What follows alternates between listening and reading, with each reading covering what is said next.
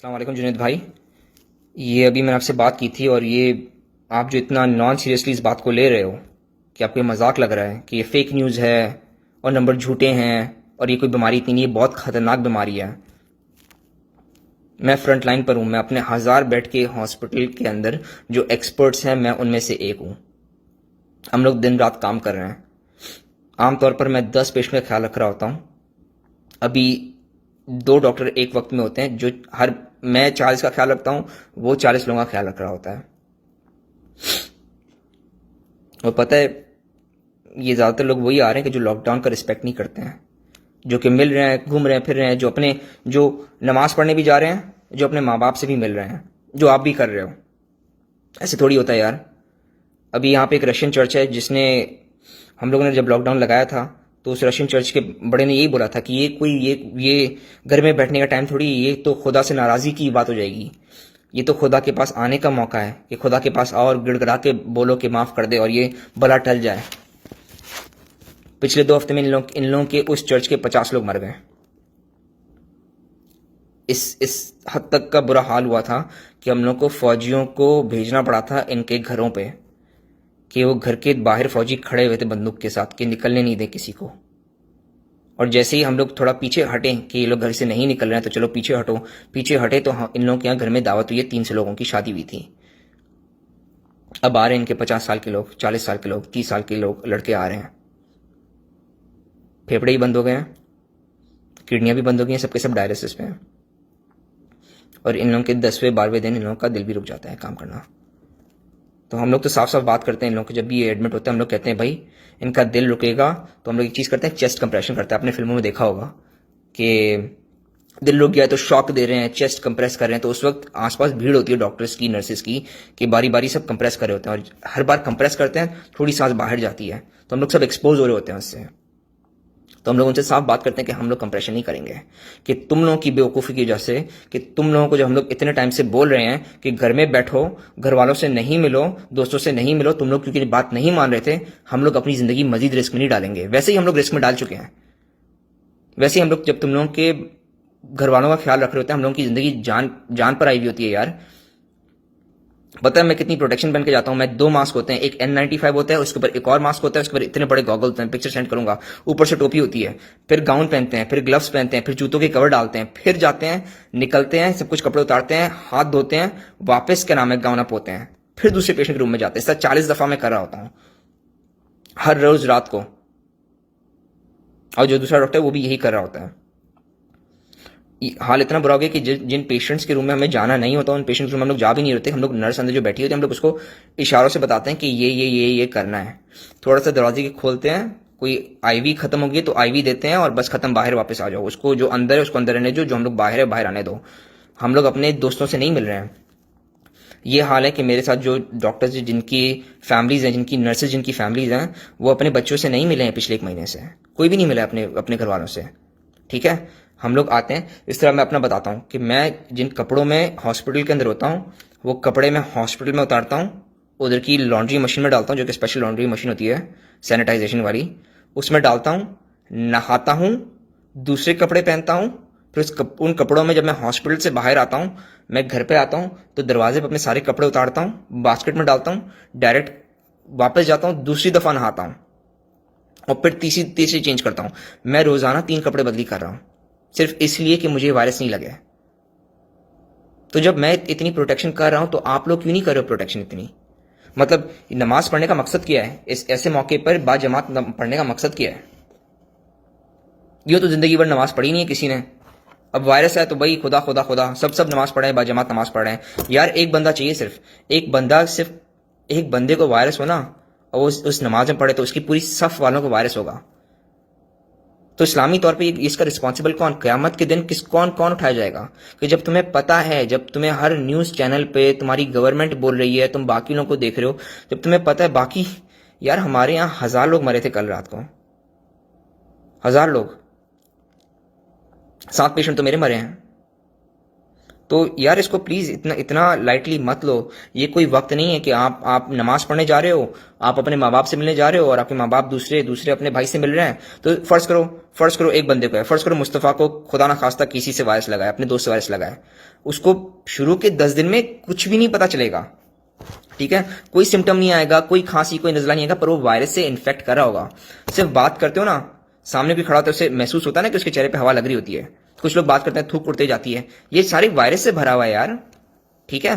तो ये आप मिले हो, आपको तो कोई बाजार सिम्टम नहीं आ रहा, आपको सिम्टम आएगा 10 दिन बाद, जब वो खांसी, गले में इच होगी, सांस फूलने लगेगी, ये 10 दिन बाद आती हैं सारी चीजें।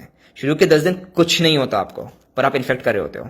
तो अगर मुस्तफ़ा को हुआ है तो उसने आपके वालिद साहब को दिया, उसने अदनान को दिया, उसने बाकी आपकी बहनों को दिया, ठीक है, अपने बहनोइयों को दिया, और उसने आपको दिया, आप घर पर आए, आपने अपनी अपनी बेगम को दिया, अपने बच्चों को दिया, आप नमाज पढ़ने गए, आपने उन लोगों को दिया, ठीक है। तो इसका जिम्मेदार कौन? ऐसी ऐसी नमाजों का मकसद क्या है कि जब आप जा रहे हो और आप लोगों को, और पता है आप शायद बच जाओगे, आपके वालिद साहब थोड़ी बचेंगे इस चीज से।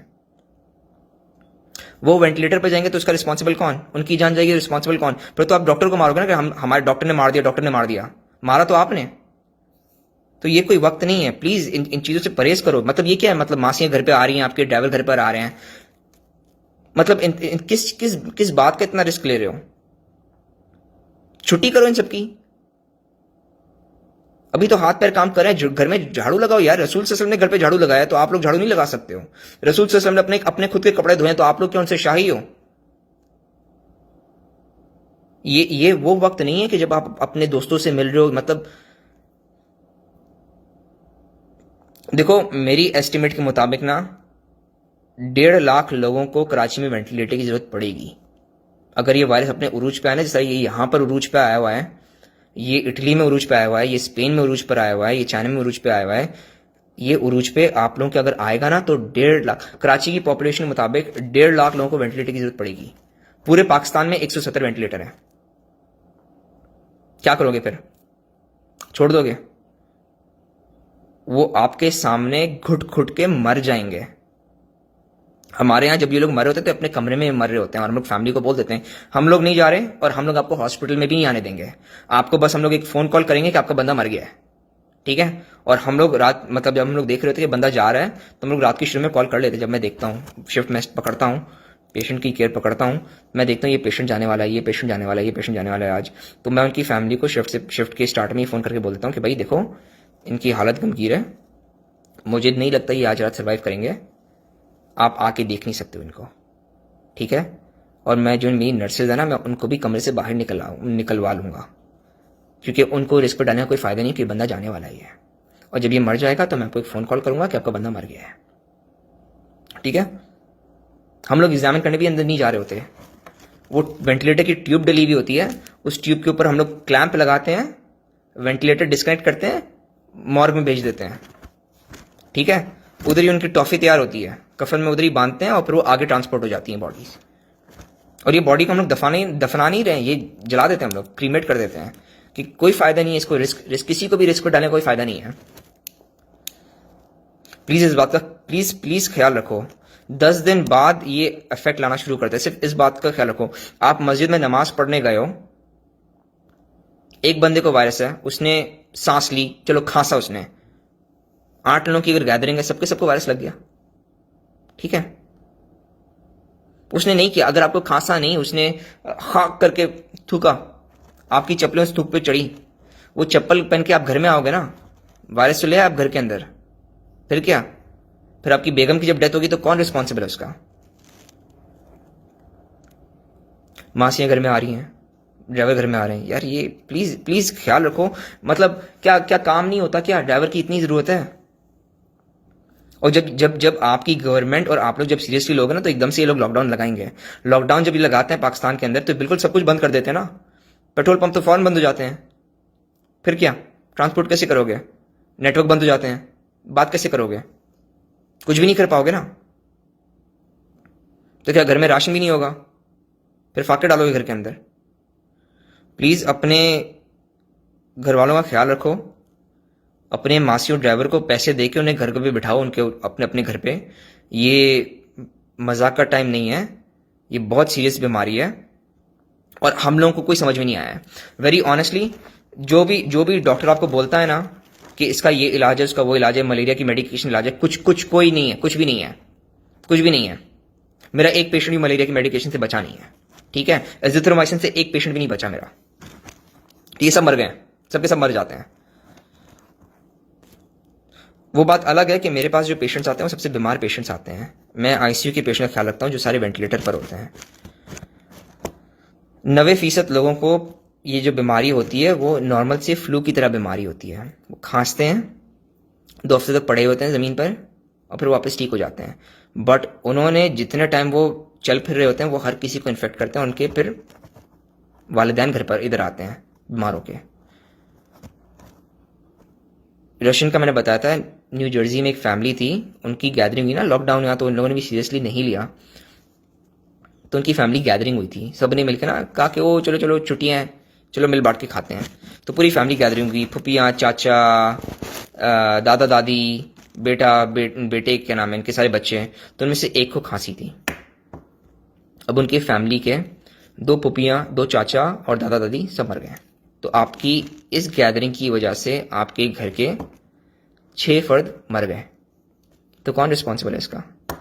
इतनी तप्पड़ है आप में कि आप इनका गिल्ट अपने कंधे पे रख सको। और क़यामत के दिन पूछा जाएगा तो आप क्या जवाब दोगे? कि हमें तो लोग बता रहे थे, हमें ही मस्ती थी। फ्लोरिडा में एक पाकिस्तानी फैमिली को मैं जानता हूँ, उनकी शादी हुई थी, तो उधर भी इनको किसी को भी सिम्टम्स नहीं थे, पर अब उनका दोनों तरफ के ना ससुर मर गए हैं। लड़की का बाप भी मर गया, लड़के का बाप भी मर गया कोरोना से, और बाकी फैमिली तो इन्फेक्टेड है पर उनको इतना कुछ हुआ नहीं, पर वो दोनों मर गए हैं। प्लीज इस चीज को सीरियसली लो। ये चीज बहुत बहुत बुरी है और कोई इलाज नहीं है इसका। डॉक्टरों को सही तरह समझ में नहीं आया है कि इसे हम लोग क्या नाम है सॉल्व कैसे करें, क्योंकि ये आम तौर पे आम बीमारी की तरह प्रेजेंट नहीं कर रहा है, ये काफी अलग प्रेजेंट कर रहा है। ये किडनी पे भी अटैक कर रहा है तो सारे डायलिसिस पे हैं। ये दिल पे भी अटैक कर रहा है तो दिल एकदम से रुक जाता है इनका। और फेफड़े तो खराब थे ही, उनके बारे में आप लोगों को थोड़ा पता है कि फेफड़े खराब हो जाते हैं।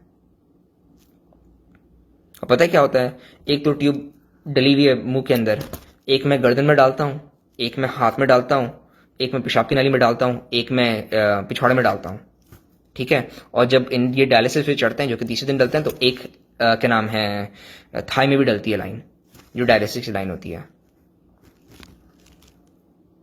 और फिर मैं दबा के इन्हें मॉर्फिन दे रहा होता हूँ, फेंटनिल दे रहा होता हूँ, प्रोपोफॉल दे रहा होता हूँ। फिर ब्लड प्रेशर गिरता है तो मैं ब्लड प्रेशर की मैं एक और दवाई एक और ड्रिप स्टार्ट करता हूँ। फिर मैं पानी देना शुरू करता हूँ कि किडनियाँ फेल हो रही हैं। बहुत बुरा हाल है। प्लीज़ इस बात को सीरियसली लो। नमाजों पे जाना बंद करो, लोगों को इन्फेक्ट करना बंद करो, माँ बाप से मिलना बंद करो, गैर ज़रूरी मिलना जुलना बंद करो। मतलब यार इंटरनेट है, व्हाट्सएप है, स्काइप है, इनसे कांटेक्ट में रहो। डायरेक्ट मिलने की क्या ज़रूरत है? क्या ये मिलना इतना ज़रूरी है कि आप बोलो कि नहीं, अगर हम लोग नहीं, मतलब मैं अपने माँ बाप की जान देने के लिए तैयार हूं पर मिलना लाजमी है, इतना ज़रूरी है? चलो खैर, मैं मजीद आगे बात नहीं करूंगा, आगे आप लोग खुद समझदार हो, ठीक है। प्लीज़ बात को सीरियसली लो। खुदा हाफिज़।